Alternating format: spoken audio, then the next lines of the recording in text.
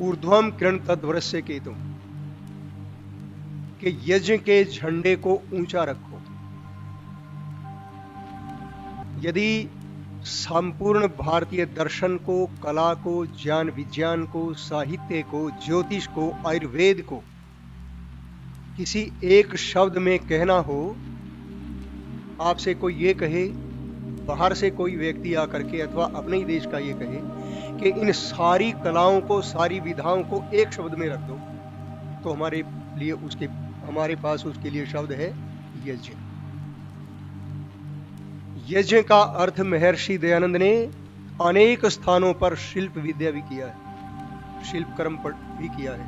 पढ़िए उनका ऋग्वेद भाष्य, पहले ही सूक्त में आपको ये दर्शन हो जाएगा।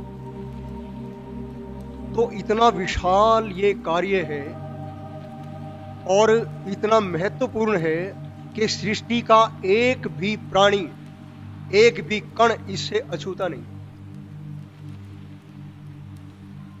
मेरा जो व्यवसाय रहा वो तो रहा इंजीनियर का, लेकिन परमात्मा की कृपा से मुझे साथ मिला, संग मिला आर्य समाज का, और आर्य समाज के विद्वानों के चरणों में बैठकर कुछ सीखने का सौभाग्य प्राप्त हुआ।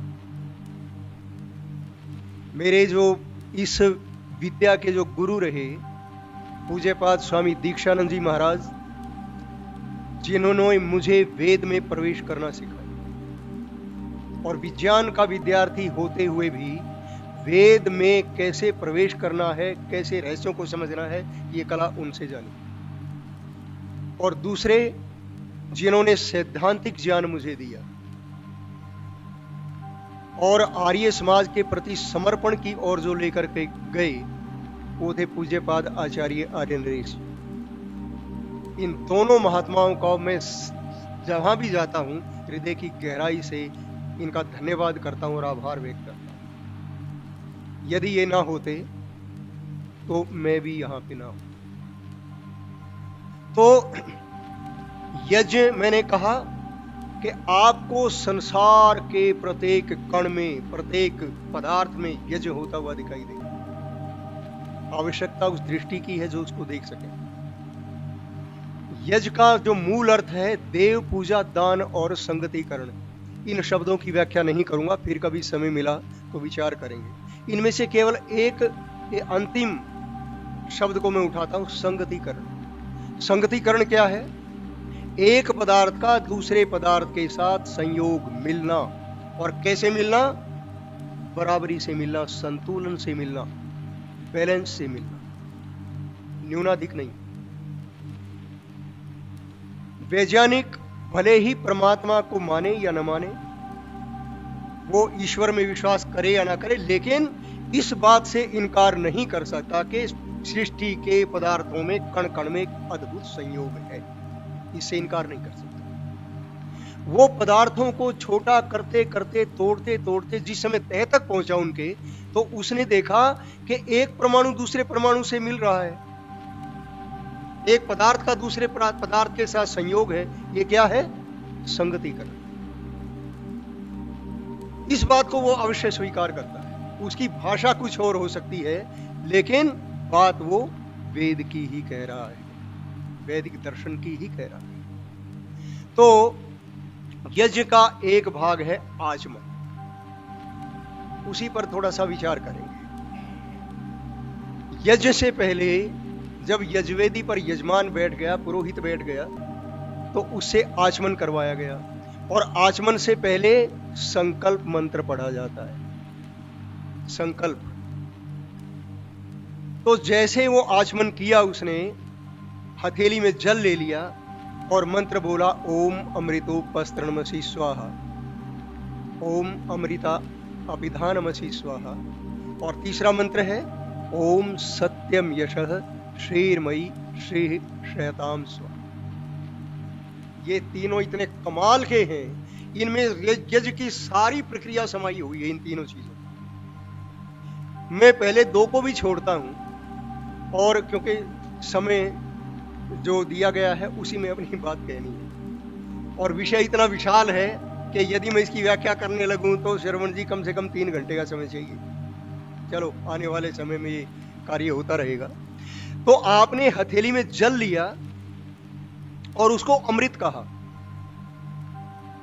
इसमें कुछ तो रहस्य होगा।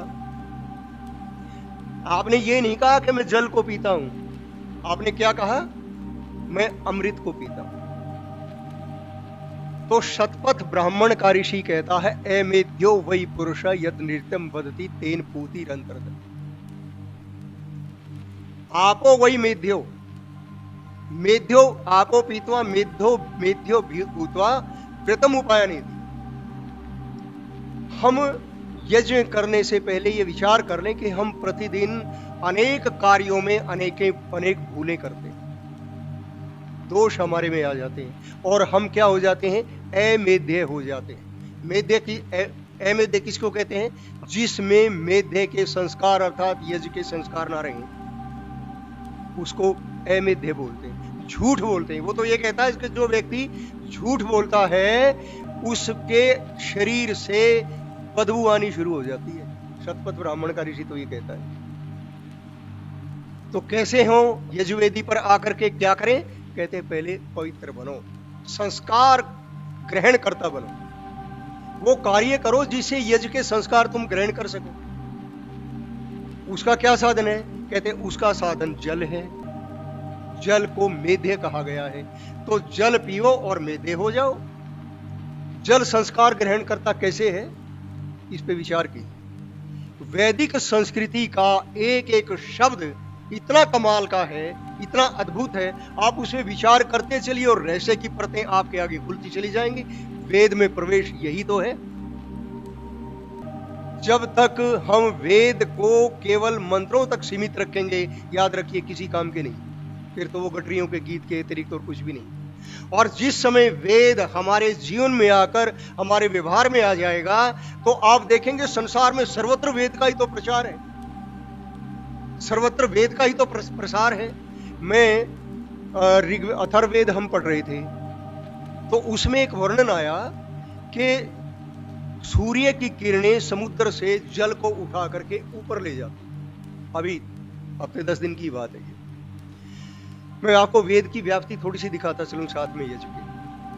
तो सूर्य की किरणें जो हैं जल को उठा करके ऊपर ले जाती है और बादल बना करके भूमि पर वर्षा कर देती हैं। तो जहां जल की आवश्यकता वहां जल पहुंच जाता है और संसार का जीवन चल पड़ता है। मैंने अपने बेटे से पूछा, मैंने कहा इसका व्यवहारिक रूप क्या है? आपसे भी पूछता हूं, इसका व्यवहारिक रूप क्या है?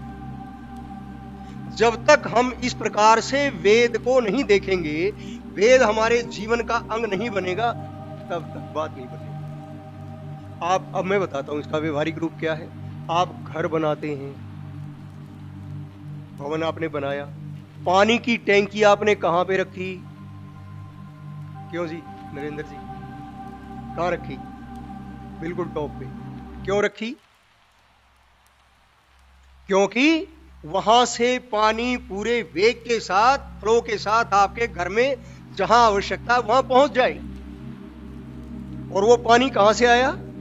उस पानी का संबंध एक जलाशय से है जो पाइप के साथ जुड़ा हुआ है और उस पाइप के रास्ते उठ करके मोटर से आपने ऊपर पहुंचा दिया। फिर आपने उसको अपने घर में प्रयोग किया। ये क्या था? कहां से आया? विचार तो करो। क्या वेद के उस मंत्र का मूर्त रूप नहीं है ये? इस प्रकार से वेद को देखना होगा, समझना होगा, व्यवहार में लाना होगा, तब वो हमारा अंग बनेगा। तो जल मैं आपको बता रहा था संस्कार ग्रहण करता कैसे है। संस्कार ग्रहण करता इसलिए है कि आप जिस भी पात्र में उसको डालोगे उसी का आकार, बोलो, बोतल का पानी किस आकार का है? गोल है कि कैसा है? चौरस है। इसको गिलास में डालोगे गिलास जैसा, लोटे में डालोगे लोटे जैसा, चौकोर बर्तन में डालोगे वैसा। अर्थात जिस भी पदार्थ आकार के बर्तन में इसको डाला जाएगा वैसा ही संस्कार ग्रहण कर लेगा, वैसा ही रूप ग्रहण कर लेगा। इसलिए जल संस्कार ग्रहण करता है। और इसका स्वभाव है शीतल। जब व्यक्ति को गुस्सा आया हो, दुख हो, परेशानी में हो, बहुत उसके मस्तिष्क में उथल पुथल हो, तो कहते हैं भी इसको थोड़ा सा पानी पिला दो। मनुष्य की बात छोड़ो, कई बार जो सांड लड़ते होते हैं ना, हम तो गांव में देखते थे, गांव के रहने वाले हैं, तो उन सांडों के ऊपर क्या करते थे, कहते हैं भाई इनके ऊपर थोड़ा सा पानी डाल दो ठंडा, एक डब्बा उसके ऊपर एक डब्बा उसके ऊपर, दोनों शांत हो गए, वो अपने रास्ते चला गया, वो अपने रास्ते चला गया, शीतल करता है। एक व्यक्ति कहने लगा जी गर्म जल भी शीतल होता है क्या? जल को तो गर्म कर सकते हैं। मैंने कहा उसका स्वभाव ही शीतल है। कहते ये क्या बात हुई, गर्म को पिएंगे तो गर्मी लगेगी कि सर्दी लगेगी? मैंने कहा गर्म पानी को जलती हुई आग के ऊपर डालोगे तो जलाएगा कि बुझाएगा? बोलो, वो अपना स्वभाव नहीं छोड़ेगा। आपने तो अस्थायी रूप से, टेम्पररी रूप से उसको ऊष्मा दे दी, उसने ऊष्मा ग्रहण कर ली, वो तो संस्कार ग्रहण करता है, उसने ऊष्मा ग्रहण कर ली, थोड़ी देर रख दिया तो फिर शीतल हो गया, छोड़ दी। तो जल को आपने अपनी हथेली में रखा और अमृत कहा। और जल का क्या अर्थ है? जायते यस्मात् सज, जायते यस्मात् सर्वम सज, जिससे सब कुछ पैदा होता है, इसलिए वो ज। और लीयते यस्मिन् सर्वम स ल, जिसमें सब कुछ अंत में समा जाता है, वो ल है। जल के ये दो विशेष गुण हैं, उसी से सब उत्पन्न होता है और उसी में सब समा जाता है। आपने खैर हथेली में रखा और आचमन के लिए तैयार हो गए, और इस हथेली को जिस समय आपको उसमें रखा, पीने लगे, तो शतपथ ब्राह्मण के ऋषि ने कहा कि ये आपका ब्रह्म सरोवर बन गया है। ब्रह्म सरोवर, अब आपको इस ब्रह्म सरोवर से अमृत पीना। कमाल की बात है तो हथेली, लेकिन कहा गया ब्रह्म सरोवर, ये क्या बात है? अब इस हथेली पे ध्यान दीजिए। परमात्मा ने आपको ये अद्भुत चीजें दी हैं, संसार में किसी प्राणी के पास नहीं। और वेद तो कहता है अयम में हस्तो भगवान अयम में भगवत्तर, अयम में विश्व भेषजो अयम सर्वाभिमर्शन। अरे ये जो तेरी हथेली है बेटे, ये तेरे हाथ जो हैं, ये औषधों की औषध है, कल्याणों का भी कल्याण है, और इनसे तू जो चाहे वो उपयोग ले सकता है, जैसा चाहे वैसा कर सकता है। आप हैरान होंगे, आज संसार में कुछ लोग टच थेरापी से भी रोगों का इलाज करते हैं, दवाई नहीं देते, एक्सरसाइज नहीं कराते। मैंने डिस्कवरी पर एक बार प्रोग्राम एक देखा था कई साल पहले। वो क्या करता है, जापान का वो व्यक्ति था, संभवतः लिटा लिया, आंखों पे उसके पट्टी बंधी हुई है, वो मरीज लेट गया और उसने उससे ये पूछा कि तेरे किस स्थान पे दर्द है? मेरे कंधे में दर्द है। कुछ नहीं किया उसने, कंधों को स्पर्श किया, थोड़ी देर मरीज को कहा उठ, कहता दर्द गायब, समाप्त। कोई चमत्कार नहीं है, आप भी कर सकते हैं, हम भी कर सकते हैं, केवल अभ्यास की आवश्यकता है। खैर, तो आपने जब इस हथेली को देखा तो इसमें सबसे पहले ये आया, इसको कहा अंगूठा, अंगुष्ठ। अंगुष्ठ क्यों कहा? अंगे अंगे तिष्ठति इति अंगुष्ठ, जो हर अंग के साथ है, हर अंग में जाकर के मिल जाता है, इसलिए इसको क्या कहा? बोलो, अंगुष्ठ। इसकी आप कोई भी काम करने लगे, जहां इसकी आवश्यकता होगी वहीं साथ जाके लग गया। इसकी सहायता के बिना आप काम नहीं कर सकते। इसको हटा दो और फिर बोतल उठा के देखो कितना कष्ट होता है। तो ये जहां भी आवश्यकता होगी वहीं जाकर के लग जाएगा। फिर ये आई, इसको क्या कहा? तर्जनी। तर्जनी इसलिए कहा, या ताड़यति सा तर्जनी, जो ताड़ना करती है, निर्देश देती है, आदेश देती है, इसलिए इसको क्या कहा? तर्जनी। तो इसको कहा देखो, ये जब उठे तो इसका ध्यान रखो, ये दूसरे की तरफ ना उठे या दूसरों की तरफ से तुम्हें ना उठे। तुम्हारी उंगली उठे तो कुछ रास्ता दिखाने के लिए उठे, कुछ मार्ग दिखाने के लिए उठे, लोगों को अच्छे रास्ते की ओर ले जाने के लिए, उपदेश देने के लिए उठे। फिर ये आ गई मध्यमा, और हम इसको कहते हैं सबसे बड़ी। आप हाथ में देखेंगे तो सबसे बड़ी उंगली है, क्या उपदेश देती है? कहती है देखो, बड़ा यदि बनना है तो क्या करो, सबके बीच में रहना सीखो। अकेले रहोगे तो कुछ भी बन सकते हो, लेकिन बड़े नहीं बन सकते। बड़ा बनना चाहते तो सबके बीच में रहो, अपने आप बड़े बन जाओ।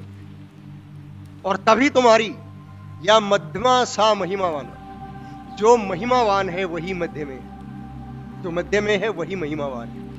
और फिर ये आ गई बेचारी इसको क्या कहा? अनामिका। कहते हो ये कहती है मेरा तो कोई नाम ही नहीं, मैं काम तो सारे करती हूं, सहयोग तो सबका करती हूं प्रधान जी, लेकिन नाम नहीं चाहती। तो जिस समय श्रृंगार करने का समय आया तो ऐसे व्यक्ति का किया जो काम तो सारे करे, सहयोग तो सबका करे, लेकिन नाम ना चाहे, इसलिए इसका श्रृंगार किया गया। और फिर ये आई छोटी सी कनिष्ठा। कनिष्ठा इसलिए कहते हैं कि कणे कणे तिष्ठति इति कनिष्ठा। कहती हैं देखो मेरे आकार पे मत जाना, मुझे छोटा देख करके मेरी उपेक्षा मत कर देना, सारे इसका भार मैं ही उठाती हूं, इसको मैं ही वहन करता हूं। एक बार इसको हटा दो, फिर जरा मुट्ठी तो बना के दिखाओ।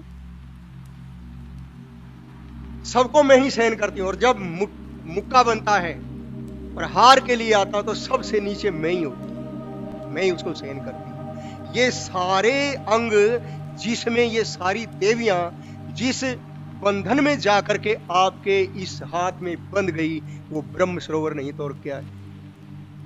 आपने उसमें जल को रखा और कहा ओम सत्यम सत्यम यश शीरमयी। ये मंत्र जिसमें बोलने लगा, पुरोहित जी कहने लगा रुक जाओ जी, ठहर जाओ, अब है आपकी परीक्षा का समय।